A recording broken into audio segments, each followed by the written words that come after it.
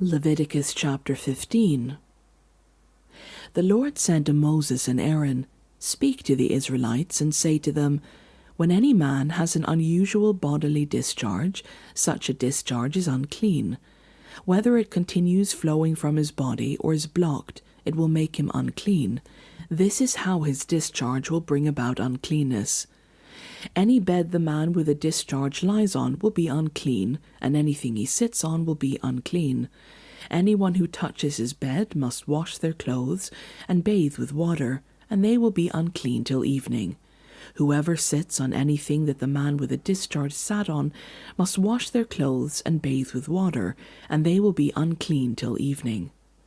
Whoever touches the man who has a discharge must wash their clothes and bathe with water, and they will be unclean till evening.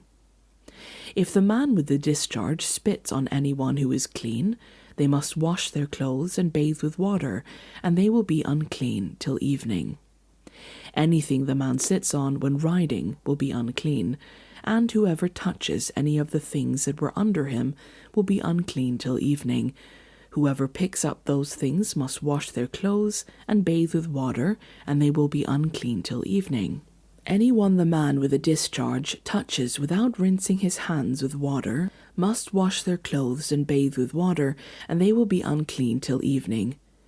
A clay pot that the man touches must be broken, and any wooden article is to be rinsed with water. When a man is cleansed from his discharge, he is to count off 7 days for his ceremonial cleansing. He must wash his clothes and bathe himself with fresh water, and he will be clean. On the 8th day he must take 2 doves or 2 young pigeons and come before the Lord to the entrance to the tent of meeting and give them to the priest. The priest is to sacrifice them, the one for a sin offering and the other for a burnt offering. In this way he will make atonement before the Lord for the man because of his discharge. When a man has an emission of semen, he must bathe his whole body with water, and he will be unclean till evening.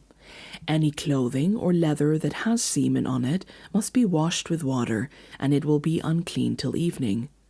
When a man has sexual relations with a woman, and there is an emission of semen, both of them must bathe with water, and they will be unclean till evening.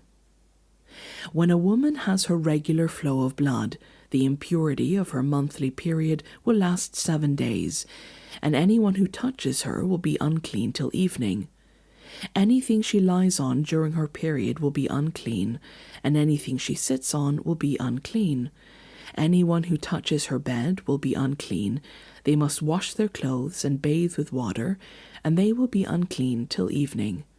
Anyone who touches anything she sits on will be unclean. They must wash their clothes and bathe with water, and they will be unclean till evening. Whether it is on the bed or anything she was sitting on, when anyone touches it, they will be unclean till evening. If a man has sexual relations with her and her monthly flow touches him, he will be unclean for 7 days.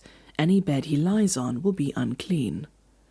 When a woman has a discharge of blood for many days at a time other than her monthly period, or has a discharge that continues beyond her period, she will be unclean as long as she has the discharge, just as in the days of her period. Any bed she lies on while her discharge continues will be unclean, as is her bed during her monthly period, and anything she sits on will be unclean as during her period. Anyone who touches them will be unclean. They must wash their clothes and bathe with water, and they will be unclean till evening. When she is cleansed from her discharge, she must count off 7 days, and after that she will be ceremonially clean.